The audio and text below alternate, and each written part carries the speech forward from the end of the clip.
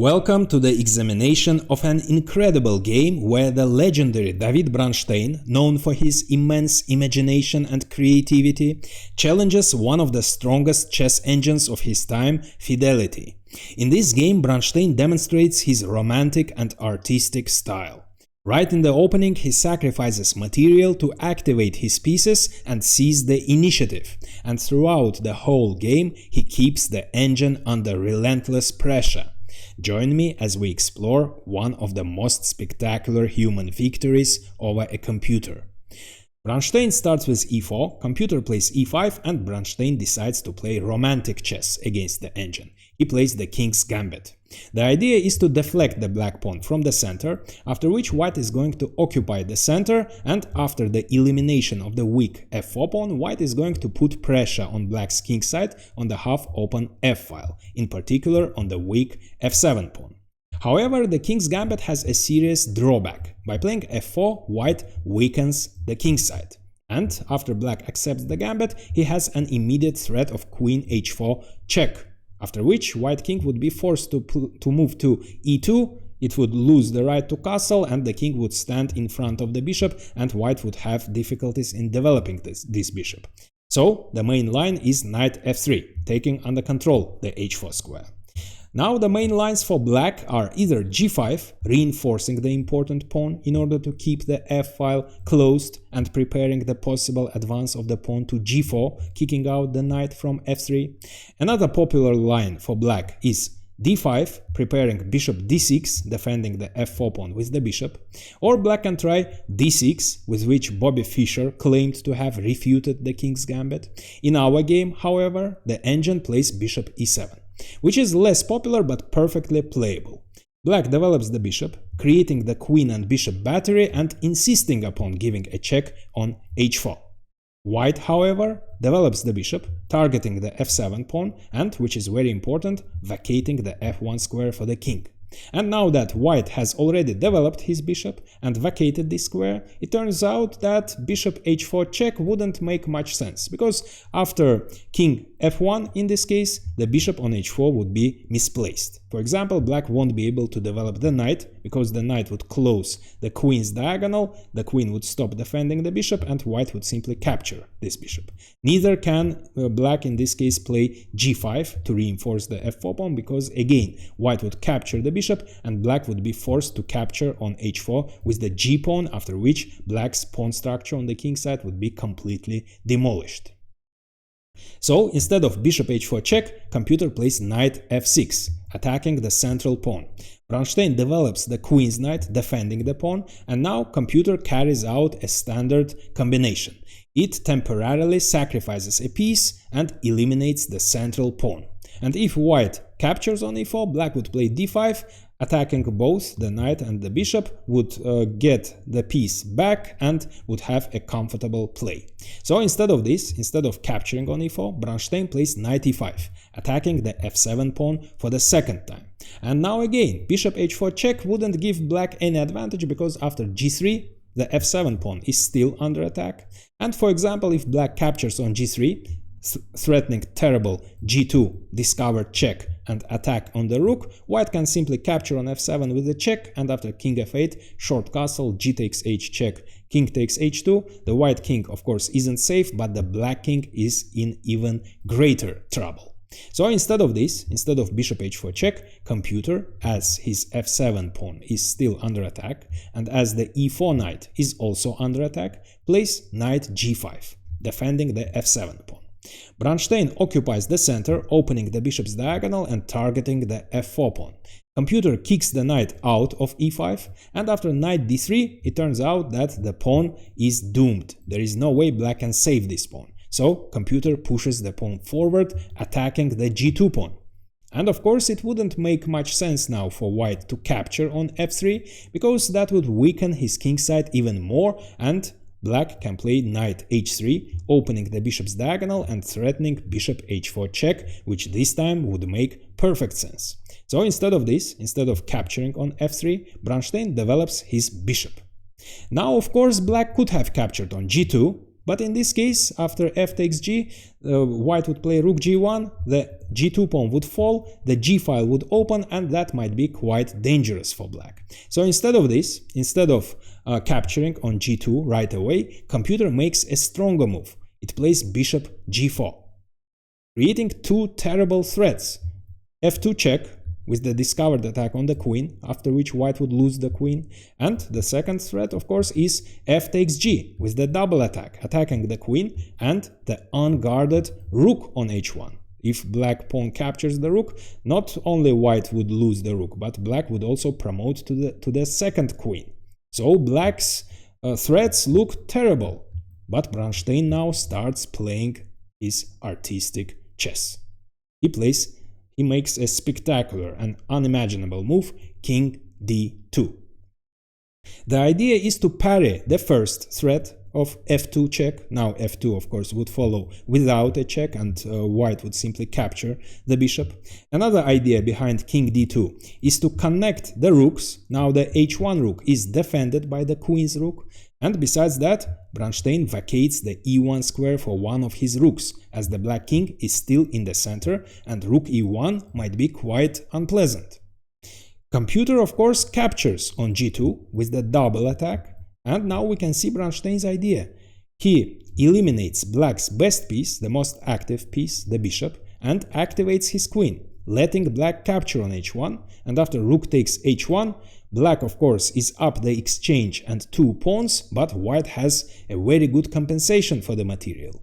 All his pieces, except the h1 rook, are very well placed, they are very active, while black developed only two of his pieces. Besides that, black's position is cramped. As you see, black pieces, almost all of his pieces except the knight, are placed on the 7th and the 8th rank. So Bronstein definitely has the initiative. Computer plays c6, preparing d5. Of course, this bishop is very strong, it is targeting the f7 pawn, and if black succeeds in playing d5, the bishop will be out of play. So white of course cannot let black do it, and Bronstein first brings his last piece into play, rook e1, creating a threat of bishop takes g5, after which black won't be able to recapture because his e7 bishop would be pinned. So black doesn't have time to play d5, it must defend the g5 knight, so computer plays h6, and now again black is threatening d5, so Bronstein prevents it by playing d5 himself, creating a strong point. Now computer has the material advantage, so it offers the exchange of the queens. Of course, Bronstein avoids the exchange, and computer activates his queen with a tempo, creating a threat. The queen controls the f3 square, so black is threatening knight f3 check with a fork, winning the second exchange. That's why Bronstein plays knight f4, closing the queen's line and overprotecting the d5 pawn, the strong point, in accordance with Nemtsovich's teaching. So the d5 pawn is cramping black even more. It puts pressure on black's position. For example, black cannot develop the knight on the active c6 square. For this reason, computer eliminates this pawn. And of course, now white cannot capture the pawn with his knights. If he captures with the f knight, then of course the queen's line would open and black would play knight f3 check with a fork. If he captures with the c knight, that would be even more terrible, because on c3 the knight was defending the e4 square, and now black can play knight e4 check with a fork, winning the queen. So Bronstein can capture only with the bishop. Now instead of a pawn, he has the bishop on this square, and the bishop is targeting the b7 pawn. That's why computer plays knight c6. Now Bronstein plays queen g2, increasing the pressure, threatening to capture on c6, and taking under control the f1 square. The queen on f5 is very active, so Bronstein wants to play rook f1, creating an x-ray, an unpleasant x-ray, and forcing the black queen to retreat. At the moment the c6 is under attack, so computer plays rook c8, defending the knight, and rook f1. But instead of retreating the queen, computer plays knight b4, attacking the c2 pawn for the second time, threatening to capture it, and also targeting the valuable bishop. Bronstein parries both of these threats by playing bishop b3, retaining the bishop, defending the c2 pawn, and vacating the d5 square for the knight, threatening knight d5 with the discovered attack on the black queen and attack on the knight, after which black would lose a piece. So black must move away the queen from the f-file. That's why computer plays queen d7.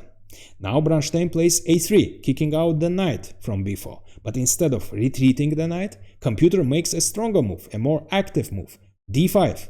Now if white captures on b4, black would play d4 with a fork, getting back his piece and opening the d-file, after which the white king, which is also in the center, might get in trouble. So Bronstein doesn't capture the knight, instead he is blockading the d5 pawn. And now he is threatening to capture the knight, that's why knight c6 and computer is attacking the bishop.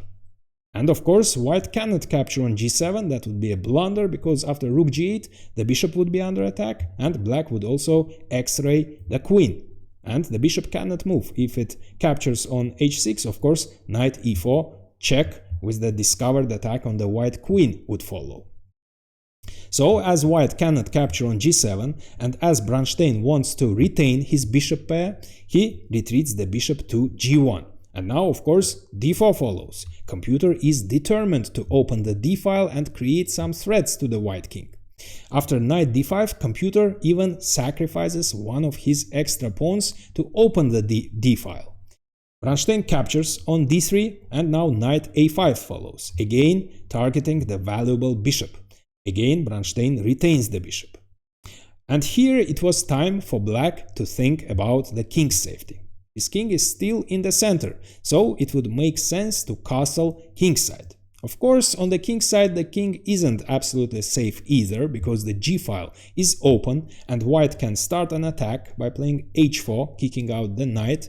After that white can play bishop e3, targeting the h6 pawn. As the g7 pawn is pinned, black can play king h8, preventing bishop takes h6. White of course can centralize the second knight with a tempo. After queen e8, white's position of course is great. White pieces are very active, but modern computers give a slight advantage to black, because black has extra material and with precise moves he can hold this position.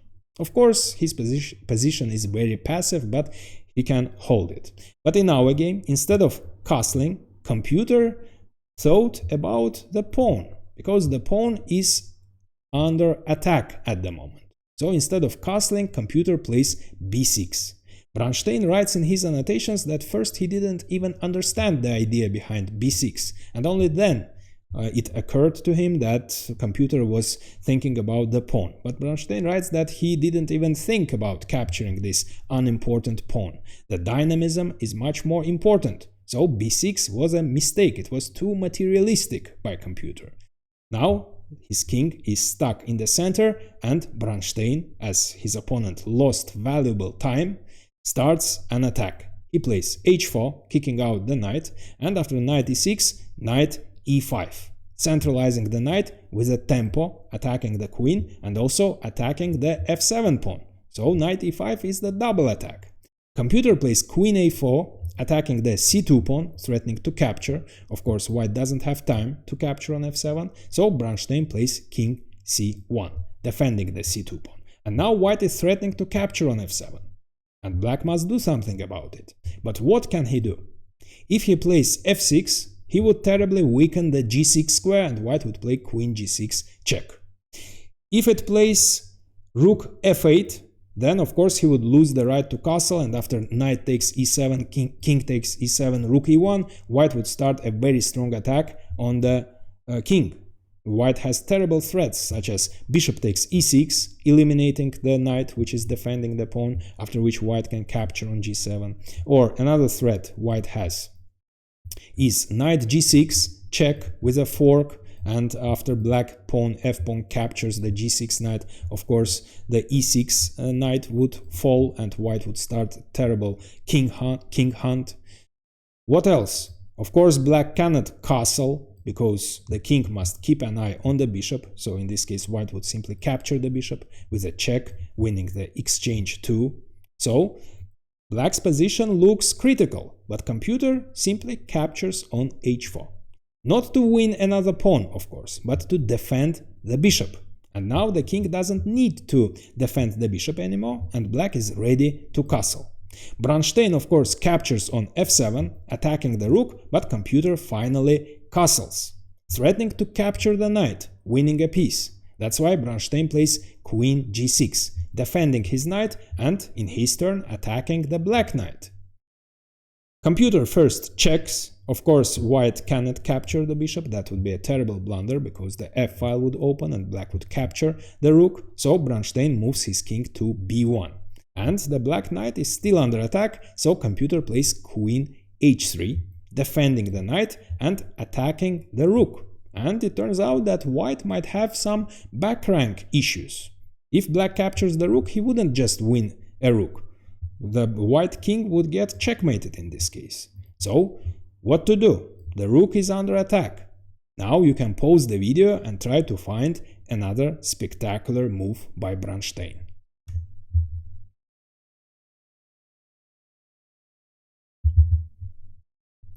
If only black didn't have this bishop, which controls the e7 square, white would have played knight e7 checkmate. So Bronstein plays rook f6. The rook still defends the f1 square, there is no checkmate, and the rook closes the bishop's diagonal. Now the bishop doesn't control this square and white is threatening knight e7 checkmate. And of course black cannot capture the rook because of knight takes f6 checkmate. So computer plays rook e8, taking under control this square. What to do next? How to continue the attack? The bishop, of course, very well placed on this diagonal. However, the diagonal is barricaded by the knights. And if only this bishop was on d3, white would have created a terrible battery and would have threatened to checkmate on h7. And the only way to reroute the bishop to d3 is via c4. But at the moment the knight controls this square. So Bronstein plays b4, creating an escape square for his king, so now there will be no back rank checkmate anymore, and kicking out the knight, after which he will play bishop c4 and bishop d3, threatening checkmate on h7. Computer plays queen h1, attacking and pinning the bishop. That's why the rook must return to f1. And now the knight is still under attack, so computer moves it to c6 and of course bishop c4, threatening deadly bishop d3, after which it isn't clear how black is going to stop the checkmate in 1. But computer finds a brilliant solution. It plays queen h3, targeting the rook, and after Bronstein plays bishop d3, threatening checkmate in 1, computer sacrifices the queen. Queen takes f1 check, deflecting the bishop and then capturing the knight. And for the queen, computer has 2 rooks, so the material balance has been re-established. Bronstein, of course, returns his bishop to this diagonal and threatens checkmate in 2 this time. Queen h7 check, and after king f8, queen h8 checkmate, as the king cannot escape via a7 as the knight controls this square. So what to do? How to parry this terrible threat? Rook f8, vacating the f7 square for the king, doesn't work because of the beautiful checkmate, bishop g6. That's why computer, after bishop d3, plays knight f8, taking under control the h7 square and attacking the queen. But as the black knight has left the e6 square, now the white queen captures the piece. But computer gets the piece back right away after rook e1 check, king a2, rook takes g1, and again the material balance has been re-established. However, from the positional point of view, white has an advantage because the white king is in relative safety and black doesn't have the targets of attack, while the black king is still in trouble. White just needs to reorganize his pieces in order to initiate an attack, and Bronstein finds a way of doing that. So the bishop has finished its mission on this diagonal, and now this bishop would be much better placed on this diagonal. So the bishop must return to this diagonal because both the king and the rook are placed on this diagonal. And the knight also has finished its mission on d5, so Bronstein plays knight c3, moving away the knight from d5, opening the diagonal for the bishop, threatening bishop c4, which would pin the rook, and also from c3 he's going to reroute the knight via e4 to d6, and from d6 the knight will coordinate very well with the c4 bishop. So both of these pieces, the knight and the c4 bishop, would target the f7 square, and the knight from d6 will invade f7. So as bishop c4 is coming, and that would pin the rook, computer plays king h8. And now queen e8, attacking the rook.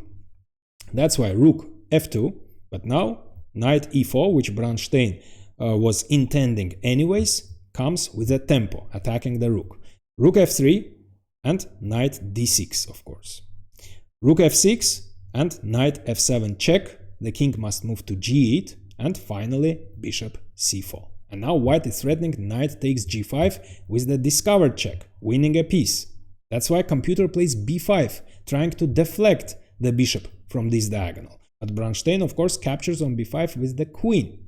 But now that the queen has left e8 and it isn't defending the knight, computer captures the knight. But Bronstein doesn't capture with the bishop. In this case, he would exchange his bishop for the rook. But Bronstein wants the whole rook. So instead of capturing, he plays queen f5, threatening to capture the rook. Computer closes the queen's line, but queen d5, and there is no way black can defend the rook. Queen takes f7 is coming.